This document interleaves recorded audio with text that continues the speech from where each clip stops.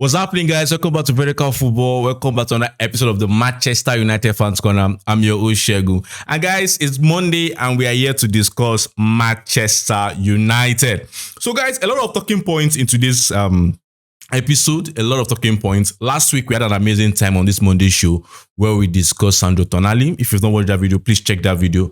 We discussed what United needs in the midfield positions, what Tonali brings, and as usual, we try to see is there a match and in what position is that match going to occur, right? And so today we are also talking about another topic that's very, very important for the future of Manchester United, and I think it's one of the biggest decisions as usual that we're going to make, and that's the decision about who is the next full-time manager of Manchester United.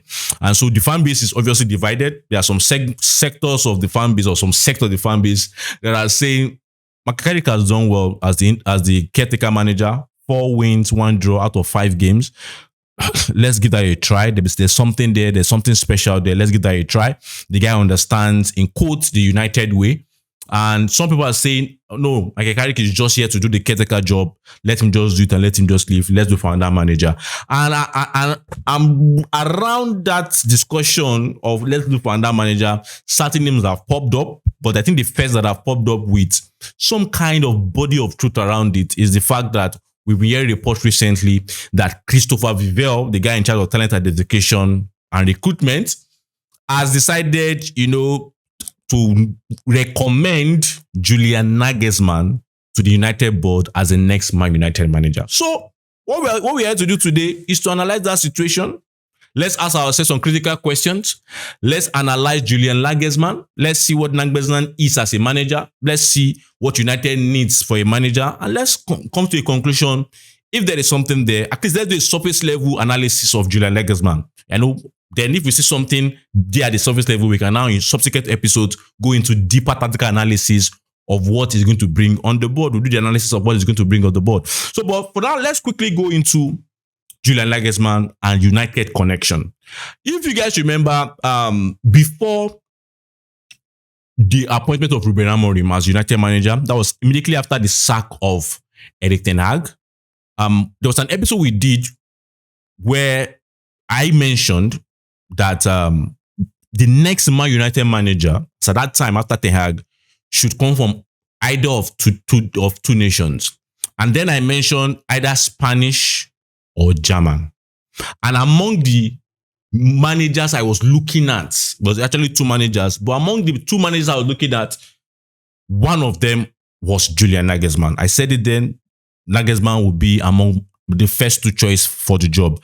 And so when the name is popping up, it's someone that obviously I fancy.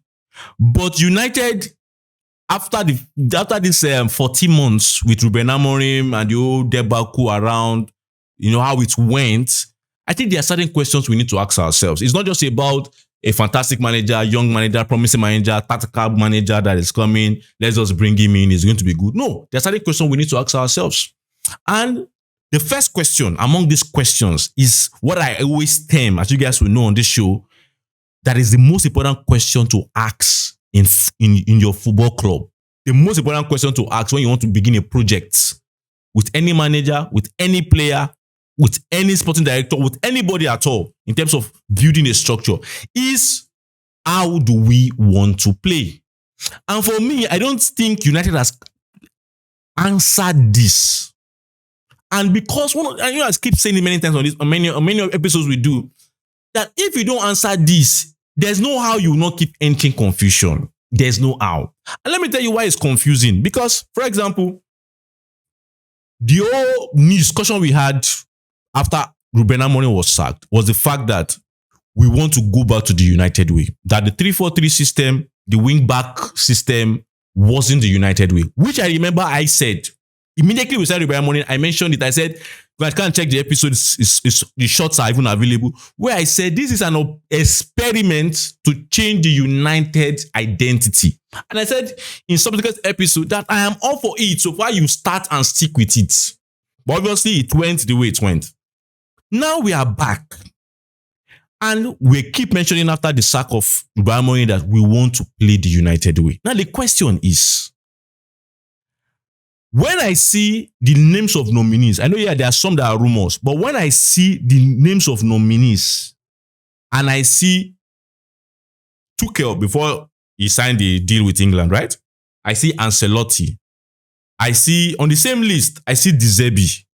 On the same list, I see Nagelsmann. On the same list, I see Michael Carrick.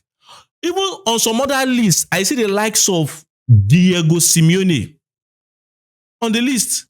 On some other lists, I'm even seeing, because of Premier League experience, the Crystal Palace manager on that list. For me, it's confusing. And I don't know maybe for you, because the question is, what kind of football do you want to play? These managers play different kind of football. So for me, I don't still believe. I might be wrong.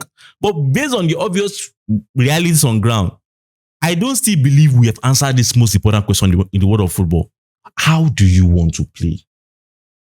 And there are some reports that have been coming out and saying Michael Carrick is the top guy, is the one that is, top person for the job. But if for any reason things doesn't work out in terms of the remaining games of the season and they don't give Michael Carrick, they will now go and look at Nagelsmann, because Vivell is actually propping. I've seen reports like that.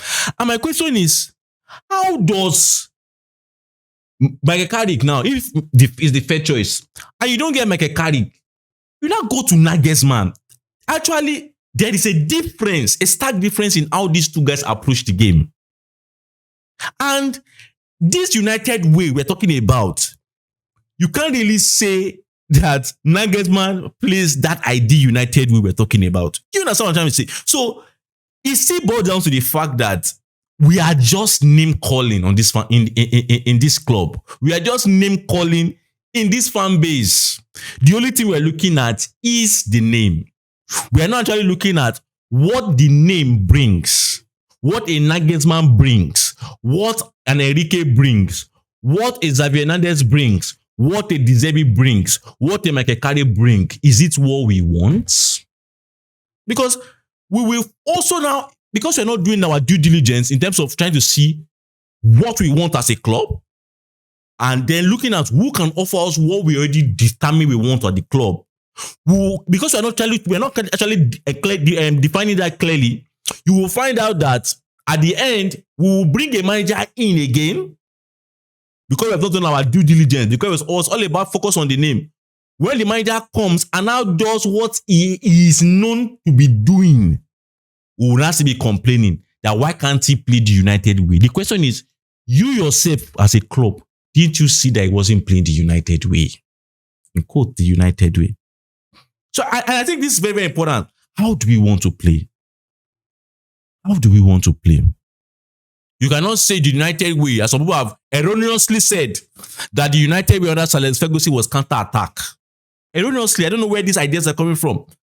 But if let's even admit, let's even take that lie for once, that the United way was counter-attack football, which actually was a lie. Most people that say these things did not even watch Sir Alex Ferguson's game. It wasn't counter-attack football. Yes, we had certain moments where we were very good on transitions, but that football was not counter-attack football. But let's even take that premise. Let's take that lie for once and say, well, counter-attack football. You can't really say De Zerbi plays counter-attack football. You can't really say Nagelsmann plays counter-attack football. If you say United's way is high-flying wingers, you can't really say Nagelsmann throughout his career has really been on high-flying wingers. You can't really say that. So the question still begs, how do we want to play?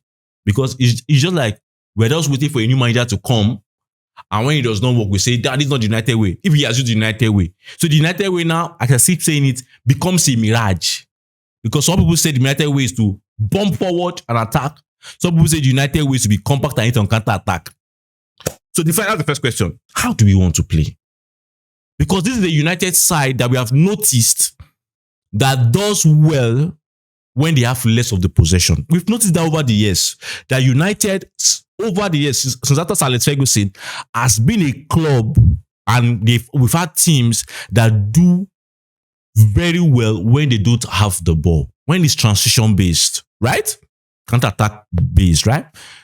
And then when you now say that's exactly, that pattern is what represents what United should be, and you now leave that and go to a manager who necessarily maybe wants the ball more of the time, is a mismatch. So we need to clearly define what exactly we're looking for. So that's the first question. Now, secondly, in the choice of the new Man United manager, I'll keep saying it. It is not about whether this manager is the right choice. It's not even whether it's Michael Carrick. It's not whether it's Zebi. It's not even whether it's Nagelsmann we're talking about. The most important question is not about if the person is the right person. The question is, are you going to back the person? It's very, very important. It's not about getting the right person. We can get the right person and the right person will still fail because we're not going to necessarily back the person with what is needed to succeed. And when I mean backing, I'm not just talking about money alone. When I mean backing, I'm talking about many other things in terms of support when times are hard. Because whoever you're going to bring, we're not under any illusion that from the first day he comes in, we start winning all our games and win the Premier League in the first season. If it happens, wow, it will be nice. But the fact is, we're not under any illusions that there will not be tough moments. Will you back him there? Will you stick with him there? When he needs, at the strategic moments where he needs to improve his squad in terms of signings, will you back him? So the second question to ask about this new manager, whether it's Michael Carrick that is the full-time manager or any other person, is not about if they are the right one. Will you back them? Because we've seen through our history how that certain managers were the principle of something great, but the backing wasn't really there at the moment. Wasn't really there at that moment. And so I think we need to ask that question. That it's not about who is the right one, but are you going to back him? So that's the second question. Are we going to back the person we are going to bring? Now, let's go to Nagelsmann. Let me go to Nagelsmann. Let's talk a bit about Nagelsmann. Let's see what Nagelsmann did. I think one of the reasons why I'm so much a fan of Julian Nagelsmann is the fact that Nagelsmann is a very, very flexible coach. I think when you look at throughout his history, even particularly, I think one of the ways that I saw the flexibility of him was when he was at Bayern. When you look at the games of Bayern that time, he tried a lot of things tactically. And I think Nagelsmann is a flexible manager. And not just flexible in terms of structure, in terms of formation. I think there is a lot more room for Nagelsmann to adapt whatever structure he wants to fit the attributes of the players on ground. And I think he's more open to that. Yes, it didn't pan out well for most parts in Bayern Munich, because I felt there were certain reports where, at certain moments where he had to give a lot more freedom to the players, And they got some games, but it came to a point where he needed to still go back. When they started losing, he needed to go back to a structure. But he's a manager, and you can see the popular quote from Julian Nagelsmann, where he says football is 30% tactics and 70% social competence. So in terms of social competence, it's about, when you look at what it means by social competence, it's about the communication with the players, making the players comfortable, not, trying to understand the language of the players, try to make every training, every setup to make the players most comfortable. I think those are good signs. And that's why the guy is a young guy, and I think he understands the mentality of the modern footballer, right? I understand the fact that whatever system, you want each player to be very, very comfortable. You want the system to mimic the qualities of the individuals. And that's why I feel that, he's a very, very good manager. Very, very good manager in terms of that flexibility. And I think, let's even go deep into that. I believe this will play a part because, for example, when you look at the qualities that we have in United, looking at tactically now, for example, you are expecting, one of the things you should expect under such a flexible manager is the fact that on paper, it might be 4 at the back. It might be a 4-2-3-1 or a 4-3-3 on paper. But the fact is, in-game structures and shapes will take the shape of what each player can offer. For example, don't be surprised, and I'm trying to project now into the future, if Nagelsmann is the person they decide to bring, don't be surprised, for example, that the likes of Dogu might start as the left back in a back four, but in-game shapes might be the one keeping the width on the left as a left winger, right? Or as a fullback that has gone to stretch the opponent defense, as a left winger. Don't be surprised that because of the qualities of Matheus Cunha, right? You will want to use Matheus Cunha to be inside, right? don't be surprised that you will see a lot of moments where maybe the likes of Mbeumo, who also likes to keep maximum width, will keep maximum width in attack, while Matheus Cunha will come in. So these are the things that, so it's a system that really brings out the best of individual players. Another thing again is when you look at other players that are the qualities other players bring, and look at what you bring. For example, Amad Diallo, will have the opportunity under a Nagelsmann to either do maximum width, stretch it, or even inside. Those are his qualities, right? A Bruno Fernandes will be where he needs to be as the number 10, right? And Nagelsmann is very famous for using 3 number 10s, right? He's known for using 3 number 10. So a Matheus Cunha can move in, Bruno Fernandes can be there, and Amad Diallo can slot in and can be 3 number 10s, or even a Mason Mount can be there, or even sometimes a Kobe Mainoo, can be there, can different. So it's all about, the major point here is this a manager that looks carefully at the attributes and the strengths of the players, and then tries to be flexible about the positions he wants them to be, or to take in on play, right? To fulfill or maximize their individual qualities. So whoever is very good outside, in the game situations will be asked to receive outright. So that's the major point. And I think it's very, very flexible with that. Not just only in systems, but also in the fact of the qualities of the individuals. And I think it's going to be very good, because such a manager, if he comes in, I feel that the likes of Benjamin Sesko will be used, and it's going to give a different dynamics, because when you look at his time at Bayern Munich, he used to promoting, right? You can use that big guy in front, right? You can also use situations whereby you can decide to go for maybe a Matheus Cunha, as a first line, for example, or Mbeumo as a first line, and different variations, and it structures it to fit the qualities of the player. So I think that is nice. Now, another thing about his game is that's Nagelsmann, is the fact that for most of the research I've done on him, and I think I've done years before, but even looking at currently with the German national team, you will find out that on the ball is a very, very daring and very, very ambitious shape, right? Depending that we're going to do in-depth analysis as time goes on, but on the shape is mostly a 3-1-6 on the ball. Mostly a 3-1-6 on the ball, right? So you're having situations whereby you're having a single pivot, 3 at the back to form that triangle of 4, right? That big triangle of 4. But you are having, 6 in front. You're having 3 number 10s, right? As I said, it could be Matheus Cunha, it could be Amad Diallo, Mbeumo, and then it could be Bruno Fernandes in that central zone, which he likes. Well, that central zone to try and, get numerical superiority in that central. And then you can have, that's 3, you can have your striker in front. You can have your fullback right there. You can have your maybe your, what do you call it, another midfielder or winger in that side, right? Depending on the structure and depending on how he wants to play the game, right?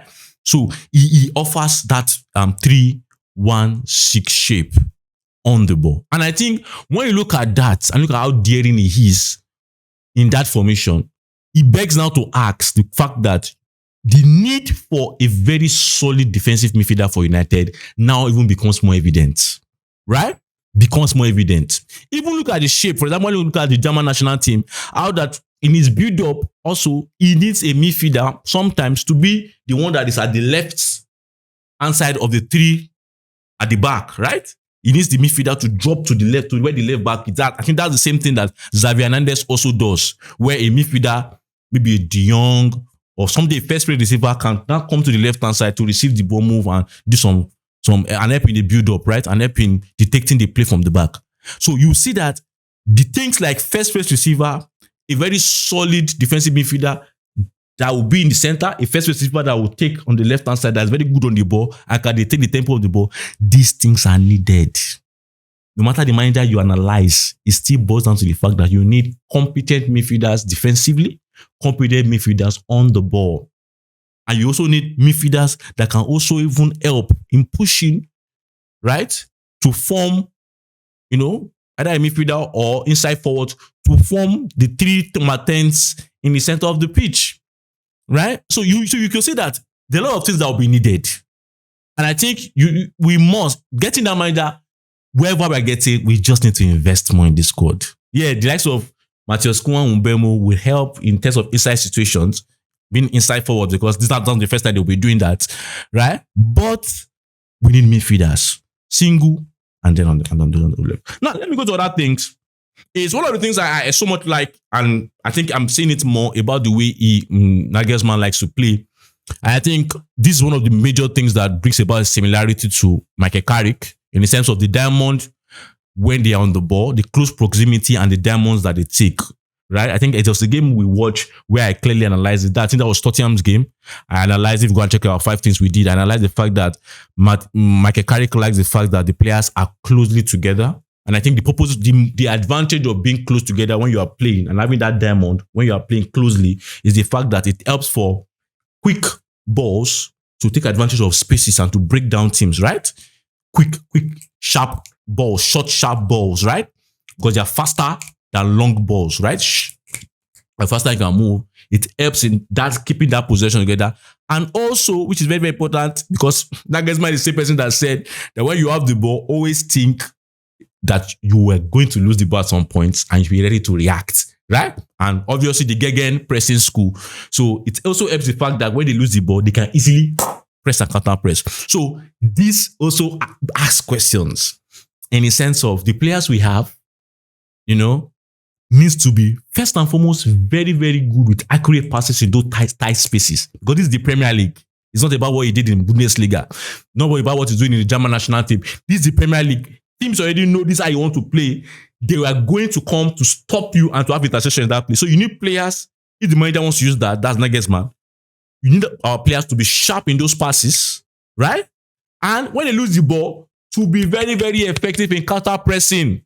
And this now begs the question, how good is United's counter pressing? How good is our front foot press? These are the questions we need to ask ourselves. And these are the things that a Nagelsmann will bring. So a Nagelsmann also is someone, that's another part of his tactics, is someone that does well with having variable widths.